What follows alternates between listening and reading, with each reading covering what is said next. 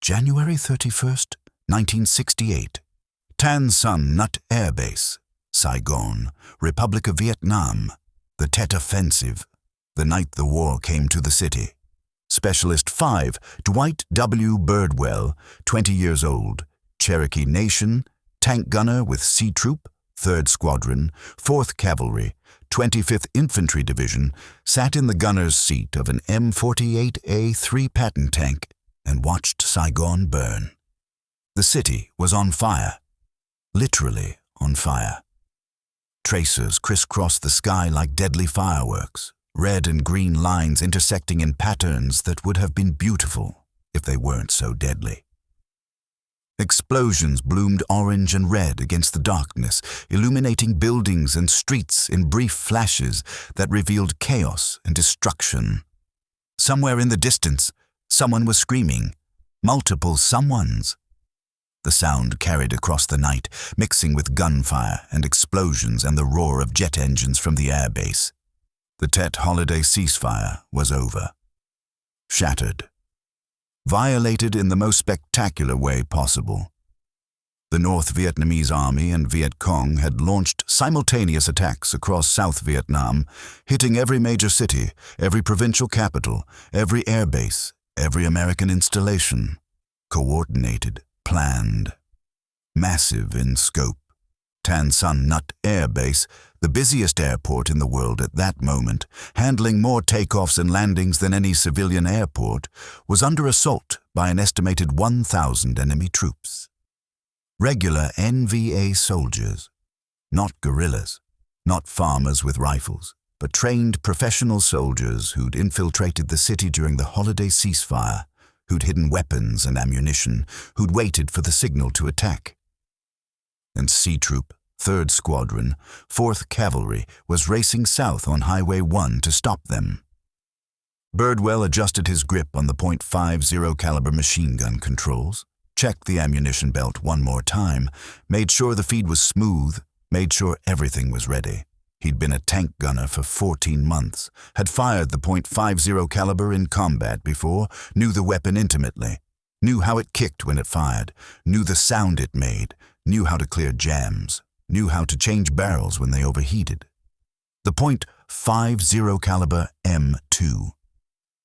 Browning machine gun was old technology, designed in 1918, used in every American war since, but it was still deadly, still effective, still capable of killing men and destroying light vehicles at ranges exceeding 1,500 meters. Heavy machine gun.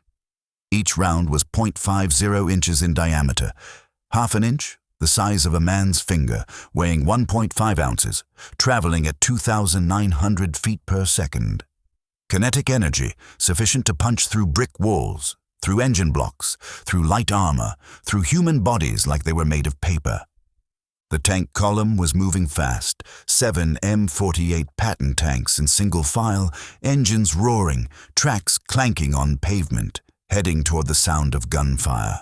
Each tank weighed 60 tons, carried a crew of 4, mounted a 90mm main gun and 2 machine guns, 1.50 caliber and one 7.62mm M60. Mobile firepower. Armored protection. The cavalry responding to contact, racing to reinforce, doing what cavalry had done for centuries. Inside Birdwell's tank, it was hot, cramped, smelling of diesel fuel and gun oil and sweat, and the peculiar metallic smell of machinery under stress. The intercom crackled with radio traffic, commanders coordinating movement, calling out targets, trying to make sense of chaos, trying to understand what was happening. Reports were coming in from all over the country. Hue was under attack. Da Nang was under attack. Bien Hoa was under attack. Long Bin was under attack. The American embassy in downtown Saigon was under attack. Everything was under attack, simultaneously, coordinated. The largest offensive of the war. Birdwell's tank commander, Sergeant First Class Thomas Jones, was standing in the turret hatch, upper body exposed, scanning with binoculars, looking for threats, looking for targets, looking for anything that would give them advance warning. Jones was 32 years old, career soldier, second tour in Vietnam, married with 3 kids back in Georgia. He knew tanks, knew tactics, knew how to fight armor in close terrain. The driver, Specialist 4 Miguel Garcia, was hunched over his controls in the driver's compartment, steering the 60-ton beast down the highway, watching through vision blocks, following the tank ahead, maintaining interval. Garcia was 19, from Los Angeles, drafted, trained as a tank driver, good at his job, steady under pressure. The loader, Private First Class David Williams, was ready with main gun rounds, 90mm shells stacked in the ready rack, high explosive and armor-piercing, whatever Jones called for. Williams was 18, youngest member of the crew from Alabama. Volunteer, wanted to be a tanker because his grandfather had been a tanker in World War II. "Eyes open, Birdwell?" Jones said over the intercom, voice calm, professional, the voice of a man who'd been in combat before, who knew what was coming. "Intel says the whole damn NVA army is out here tonight." "Roger that, Sergeant." Birdwell kept his hands on the gun controls, scanning left and right, watching for movement, watching for muzzle flashes, watching for anything. His Cherokee grandfather had taught him to hunt when he was young, taught him patience, taught him to see what others missed, taught him to wait for the right moment. Those lessons applied to tank gunnery. Wait for the right moment. Make the shot count. Don't waste ammunition. They'd been awakened at 0300 hours, pulled from bunks at Q-Chui Base Camp, told to mount up immediately. No time for breakfast, no time for briefings, just mount up and move out. The base was under attack. The airfield was under attack. Bien Hoa was under attack. Long Bin was under attack. Everything was under attack. The Tet offensive had begun, and C Troop was the quick reaction force, the cavalry racing to the rescue, the mobile reserve that could respond quickly to threats. Birdwell had been in country for 14 months, had seen combat, had fired the .50 caliber in anger before, had killed men, had seen friends die. But this felt different. This felt bigger. This felt like the whole country was exploding at once, like the war had suddenly escalated from guerrilla actions and ambushes to conventional warfare to massed attacks to something that looked like the Korean War or World War II. The column approached the airbase perimeter, slowing as they neared the gates, engines throttling back, tracks grinding on the pavement. Birdwell could see fires burning inside the base, could see helicopters and aircraft silhouetted against flames, could hear the continuous rattle of small arms fire, the deeper boom of grenades and RPGs, the chatter of machine guns. The gate guards were waving them through frantically, shouting, pointing toward the fighting, faces showing fear and stress. "They're everywhere, inside the wire, hundreds of them. They're trying to reach the flight line." The lead tank rolled through the gate, commander acknowledging the guards with a wave, accelerating toward the sound of gunfire. Second tank following, turret traversing left and right, gunner searching for targets. Third tank, Birdwell's tank, right behind, maintaining 50-meter interval, standard doctrine, close enough to provide mutual support, far enough to avoid multiple casualties from a single weapon. Then the world exploded. The ambush was perfect. Textbook. The kind of ambush that gets taught at military schools, that gets analyzed in after-action reports, that becomes a case study in how to destroy an armored column. The NVA had positioned themselves on both sides of the road, had used the darkness and the chaos to get close, had waited until the column was committed, had waited until the tanks were inside the kill zone with no room to maneuver, then opened fire with everything they had. RPGs first, rocket-propelled grenades launched from close range, multiple launches simultaneously, aimed at the lead tanks. The RPG-7 was Soviet-designed, carried by infantry, effective against armor at ranges up to 300 meters, warhead designed to penetrate steel armor through shape-charge explosive effect, deadly to tanks when fired from ambush at close range. The first tank took an RPG to the turret, struck the commander's cupola, penetrated, exploded inside. The tank exploded in a fireball that lit up the night, ammunition cooking off, 90mm shells detonating, secondary explosions tearing the tank apart from inside, turret blown completely off the hull, landing 20 feet away. The crew never had a chance. 4 men dead in an instant, vaporized or incinerated or killed by overpressure. Bodies never recovered intact, never identified except through dental records and dog tags. The second tank took multiple hits, 3 or 4 RPGs striking simultaneously, aimed at weak points, at the engine compartment, at the turret ring, at the fuel tanks. The tank exploded, fuel igniting, hydraulic fluid burning, the entire vehicle engulfed in flames within seconds. Birdwell watched men burning, watched the driver trying to escape through his hatch, uniform on fire, skin on fire, screaming, falling back into the inferno. Watched the loader trying to climb out of the turret, making it halfway before ammunition cooked off and killed him. Watched them die. Contact left, contact right, they're everywhere. Jones was screaming into the radio, trying to warn the other tanks, trying to coordinate a response, trying to do something, but there was no time. The ambush was too close, too sudden, too overwhelming. The NVA had closed to within 50 meters, were firing from buildings and from behind cover, were launching RPGs as fast as they could reload, were trying to destroy the entire column before the tanks could respond. An RPG hit Birdwell's tank. He saw the flash, saw the rocket motor smoke trail, saw it coming but couldn't do anything, couldn't fire back, couldn't evade, just watched it hit. The warhead struck the front glacis plate, the thickest armor on the tank, struck at an angle, penetrated, exploded inside the driver's compartment. Garcia died instantly, vaporized by the explosion, the shaped charged jet of superheated metal and explosive gas cutting through his body, through his seat, through everything. The tank lurched, stopped, engine still running but no one steering, no one controlling it. Jones was hit by shrapnel, fragments of the warhead or fragments of the tank's own armor turned into shrapnel by the explosion, hit in the chest and arms and face, fell back into the turret, bleeding from a dozen wounds. Unconscious or dead, Birdwell couldn't tell.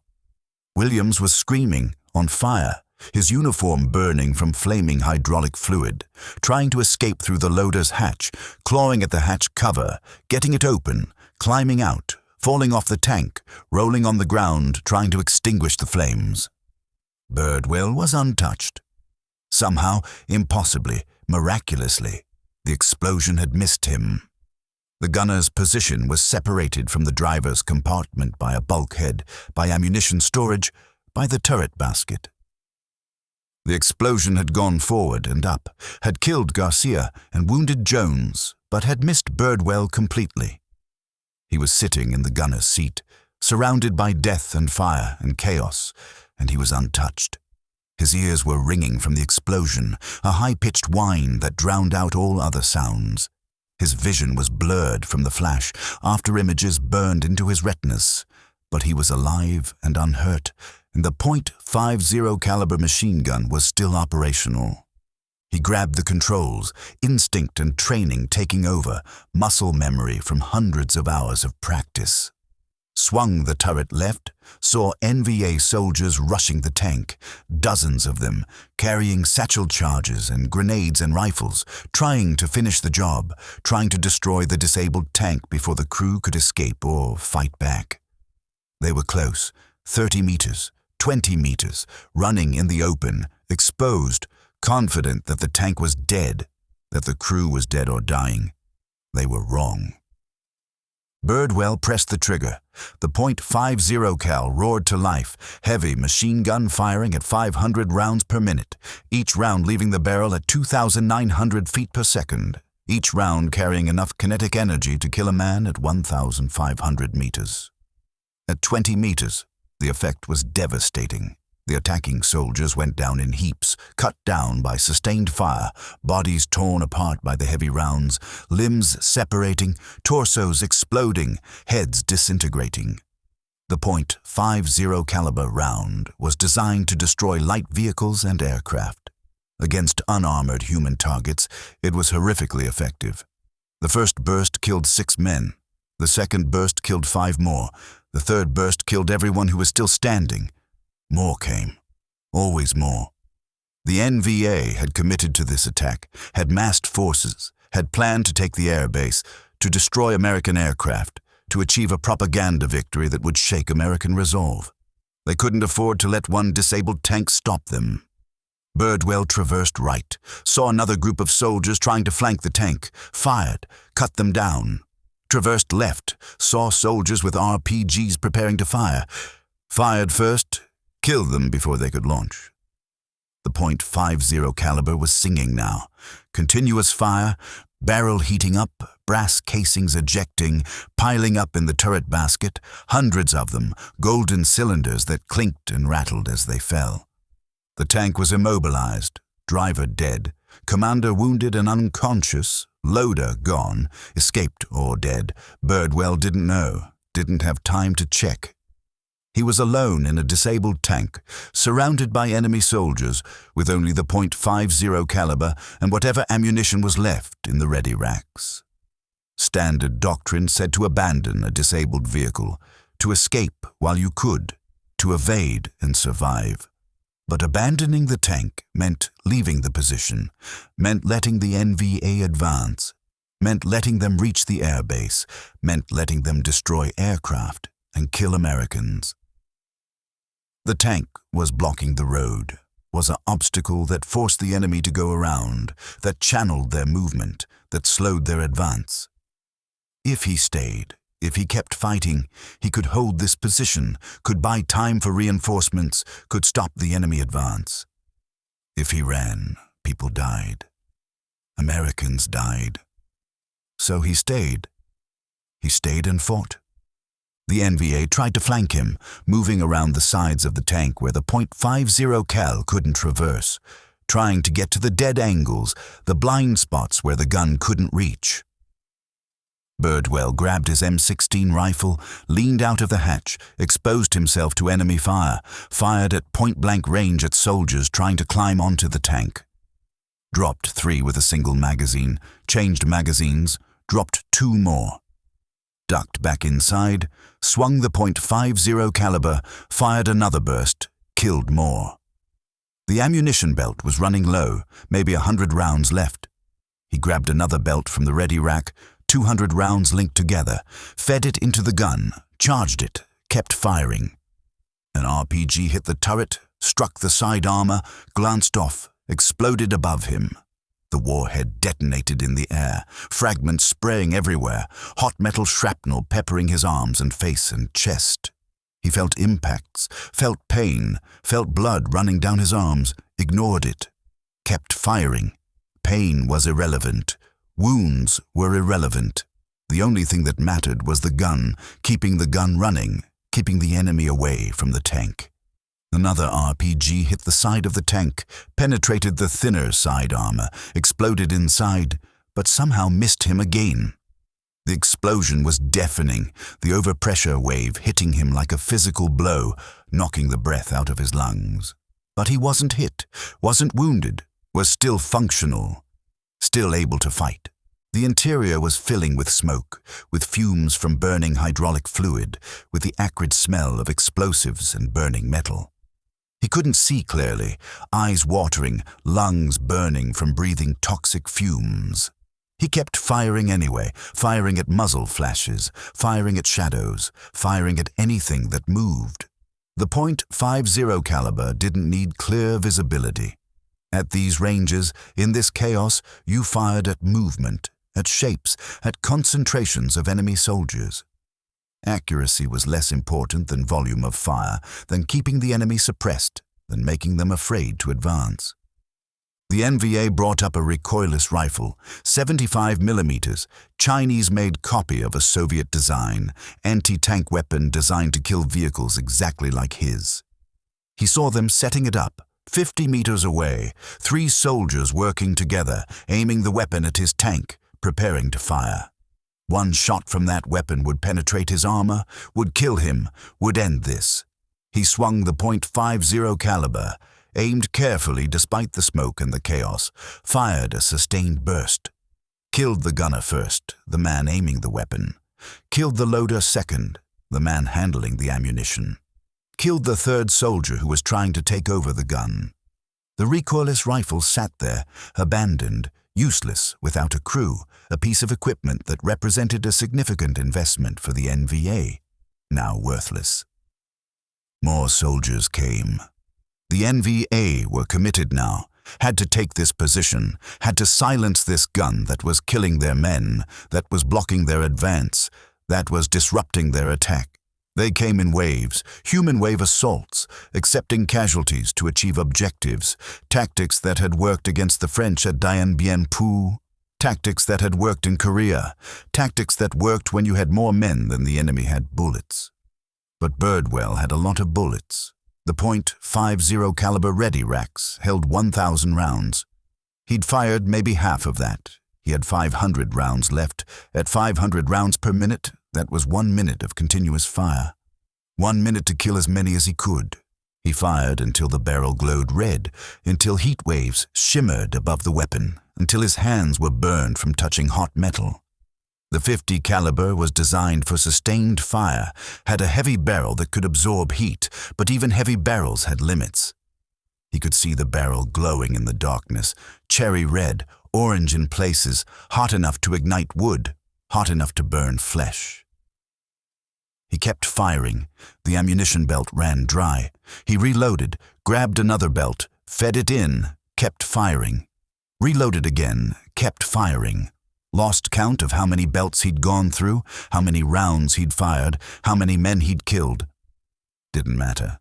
The only thing that mattered was keeping the gun running, keeping the enemy away.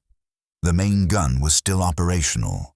The 90mm M41 cannon, designed to kill other tanks, capable of firing high-explosive shells, armor-piercing shells, canister rounds that turned the gun into a giant shotgun. Birdwell wasn't trained as a tank commander, wasn't supposed to operate the main gun. That was Jones's job. But Jones was unconscious or dead, bleeding in the turret basket, not moving, not responding to calls. And the gun was loaded. Williams had loaded it before he escaped, had put a round in the chamber, had prepared the weapon. And the NVA were massing for another assault, gathering in a building across the road, organizing, preparing to rush the tank in one overwhelming wave.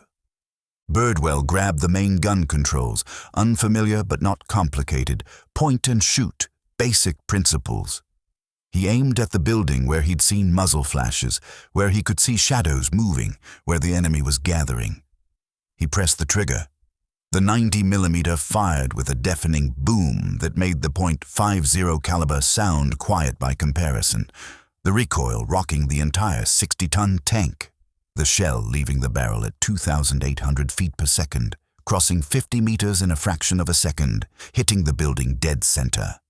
The high-explosive shell detonated, blew a hole through the wall, exploded inside, brought down half the structure.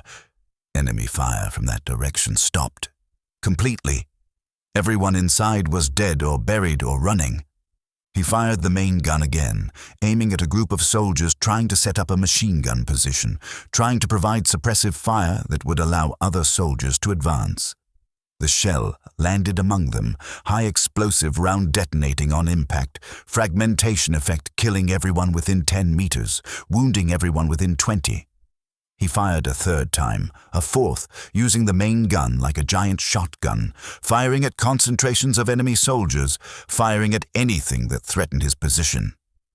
The loader's ready rack was running empty, only 2 shells left.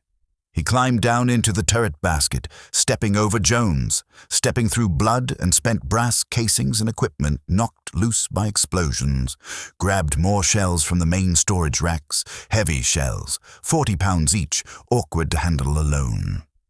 He loaded them himself, doing the loader's job.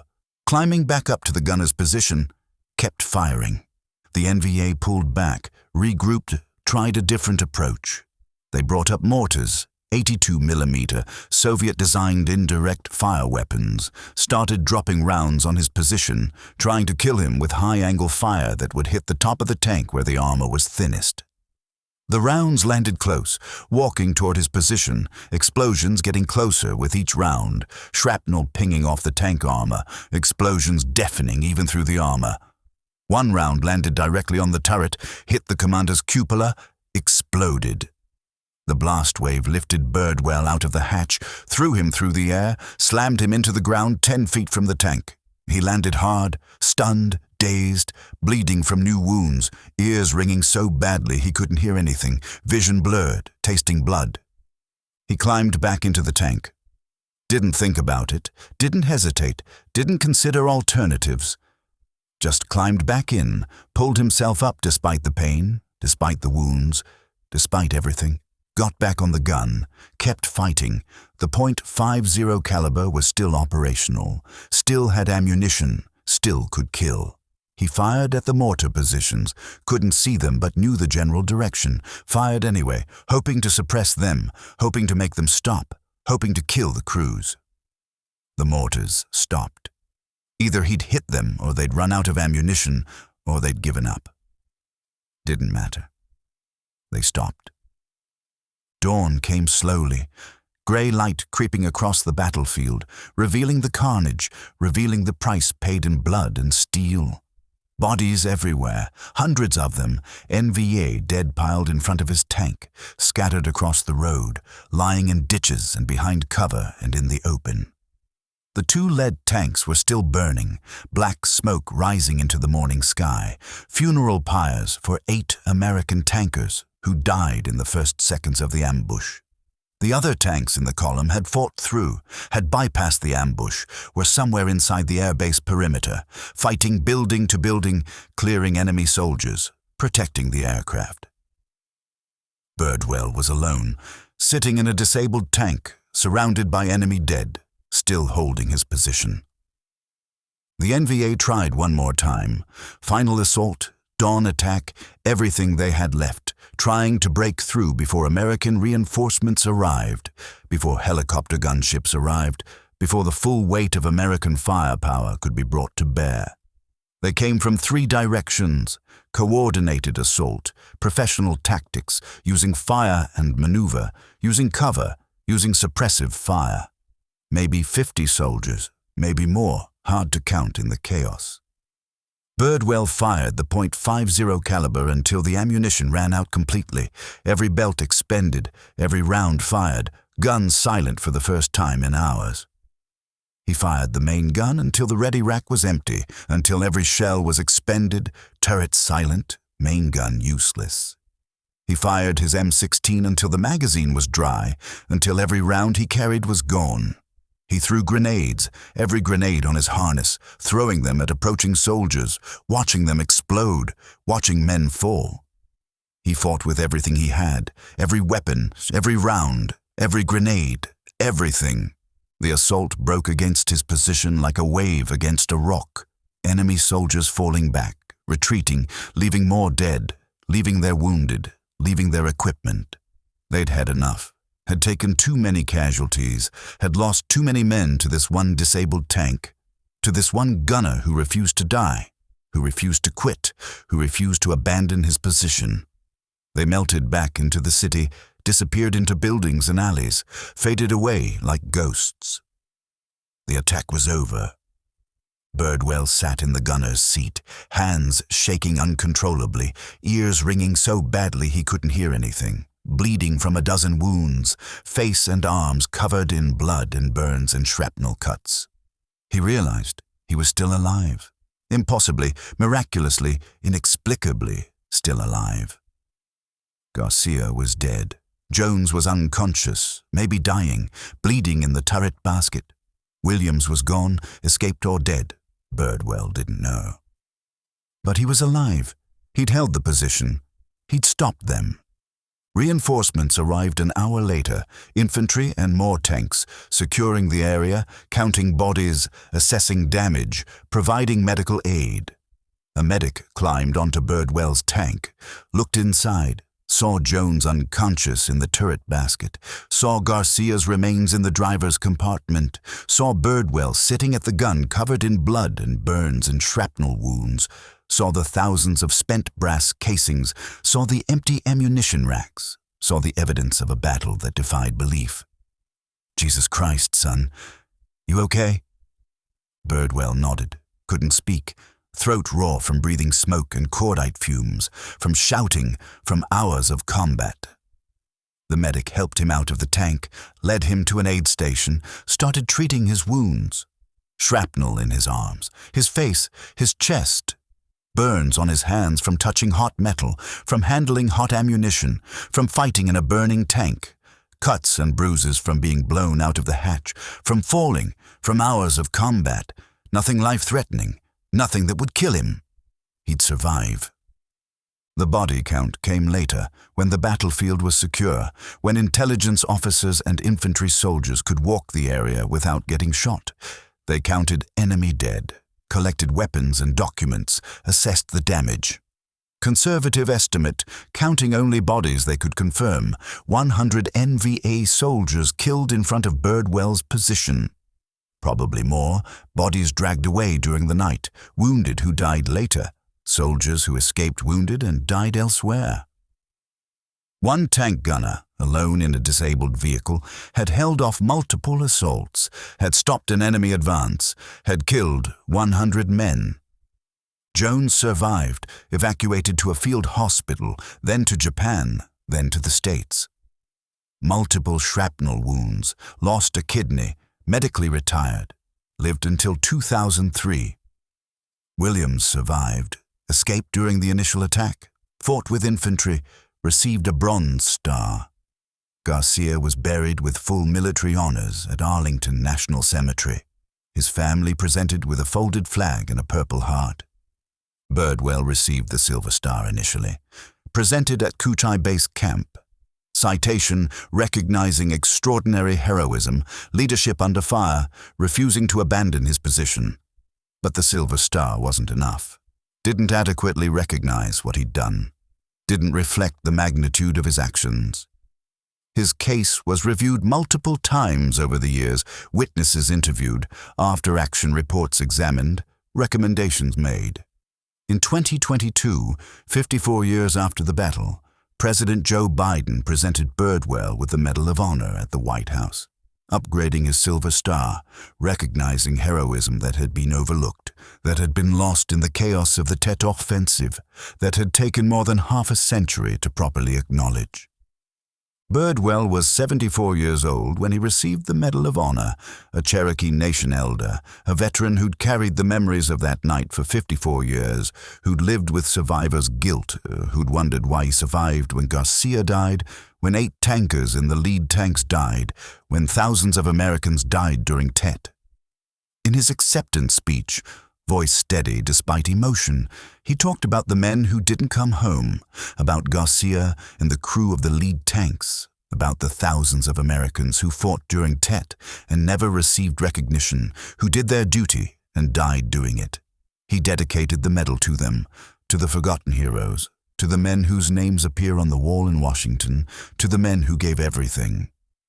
January 31st, 1968. Tan Son Nut Air Base.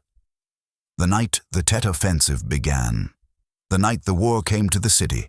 The night Dwight W. Birdwell, 20 years old, Cherokee Nation, tank gunner, held his position after 2 tanks blew up, after his own tank was disabled, after his driver was killed and his commander was wounded and his loader escaped, and stopped 100 enemy troops from advancing.